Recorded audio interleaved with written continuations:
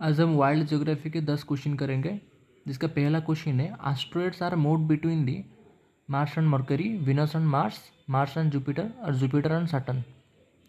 Asteroid किन दोनों ग्रहों के बीच में पाया जाता है? इसका सही आंसर होगा Mars and Jupiter. Mars and Jupiter के बीच में हमारे पिंड पाए जाते हैं, क्योंकि जो जुपिटर का ग्रेविटेशनल फोर्स होता है वो ज़्यादा होता है, तो ये पिंड को अपनी तरफ अट्रैक्ट करता है। तो सेकंड क्वेश्चन होगा which one is the newest theory that defines the origin of the earth?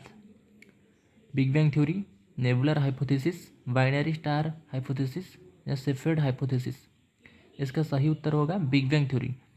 Big bang theory को हमारे जर्स लेमाइत्र ने दिया था 1927 में दिया था। थर्ड क्वेश्चन है which one following situation is describing the lunar Eclipse? इसको समझते हैं। लूनर इक्लिप्स मतलब चंद्र पूर्णिमा कहते हैं। ये हो गया हमारा पृथ्वी यार,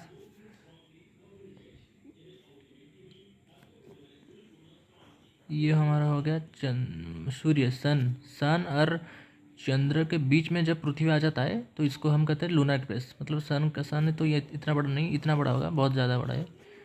तो इसका रेज आकर यहाँ पर पड़ता है तो यहाँ पर रिफ्लेक्ट होकर यार से ऊपर पड़ता है, तो इसको हम कहते हैं लूनर इक्लिप्स।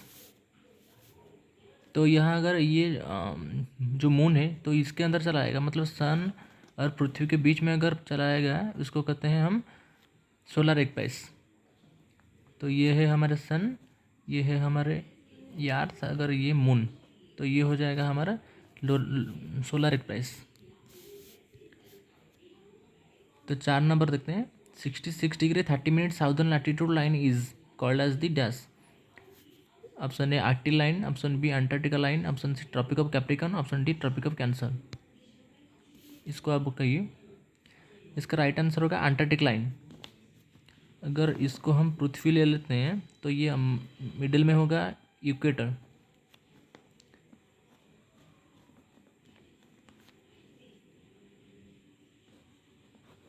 इक्वेटर के बाद में होगा यहाँ पर ट्रॉपिक ऑफ कैंसर होगा, जो कि हमारे 23rd हाफ में है। तो ये नीचे होगा 23rd में ट्रॉपिक ऑफ कैप्रिकॉर्न।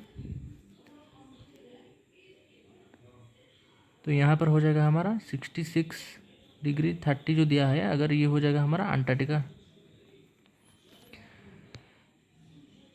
तो 5 number upper layer of the earth in which the majority of silicon and aluminium is called dash. हमारे अर्थ के अपर लेयर को तो हम क्रस्ट ही कहते हैं, इसका आंसर क्रस्ट होगा। क्रस्ट पहले होता है, उसके नीचे होता है मेंटल, उसके नीचे होता है core. Question number 6 which element is highly found on यार सरफेस इन परसेंटेज। अच्छा, तो यार्थ के ऊपर में ऊपरी भाग में कौन सा एलिमेंट सबसे ज़्यादा पाया जाता है? तो इसका राइट आंसर होगा ऑप्शन ए ऑक्सीजन। ऑक्सीजन सबसे ज़्यादा पाए जाते हैं सरफेस में। उसके बाद आता है सिलिकन, सिलिकन के बाद आता है एल्यूमिनियम, उसके बाद आयरन आता है। अगर यहीं पर कोर पूछा होता है तो आयरन आता है। कोर में ज़्यादा पाया जाता है आयरन और सरफेस में पाया जाता है oxygen. Question number 7 which rock is considered to be the base of all rocks. सभी रॉक्स का बेस किसको कहा जाता है? तो इसको कहा जाता है इग्नियस रॉक्स के, क्योंकि इग्नियस रॉक्स जो है वो वोल्केनिक इरप्शन से आता है, लावा से। तो ऑप्शन ए बी होगा। Question number 8 which type of rock is coal. Coal को हम किस रॉक कहते हैं? कोल को हम कहते हैं इग्नियस रॉक। कोल एक इग्नियस रॉक है। ये कोल यस।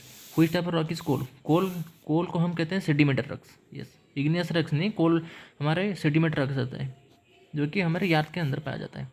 इग्नियस रॉक आता है वोल्केनिक इरप्शन से। ये ऑप्शन बी सही होगा। Question number 9 which river valley is the example of RAM valley. RAM valley को हम रिफ्ट वैली भी कहते हैं। तो इसका राइट आंसर होगा ऑप्शन बी है नर्मदा रिवर वैली, क्योंकि वो दोनों पहाड़ों के बीच में जाता है, विंध्य और सातपुरा। तो इसीलिए हम बी को नर्मदा रिवर वैली को ही कहेंगे। यहाँ पर दामोदर रिवर वैली भी जाता है छोटनागपुर प्लेटू से, उसको भी कह सकते हैं। ए बी 2 होगा, ऑप्शन में नहीं है, ए बी 2 होगा। 10 number Satpura is an example of, मतलब सातपुरा कौन से एग्जाम्पल है, कौन से माउंटेन का एग्जाम्पल है? सातपुरा हमारा एग्जाम्पल है ब्लॉक माउंटेन का एग्जाम्पल है। अभी मैंने बोला था जो नर्मदा है वो सातपुरा और विंध्य को बीच में ही जाता है, विंध्य सातपुरा के बीच में जाता है, बीच में जाकर हमारा आरवीएन सी में गिरता है। तो यहाँ पर ब्लॉक माउंटेन आपको आप हम मुझको कमेंट में बताइए कि फोल्डन माउंटेन का एग्जांपल बताएं, फोल्डन माउंटेन का एग्जांपल 2 बताइए।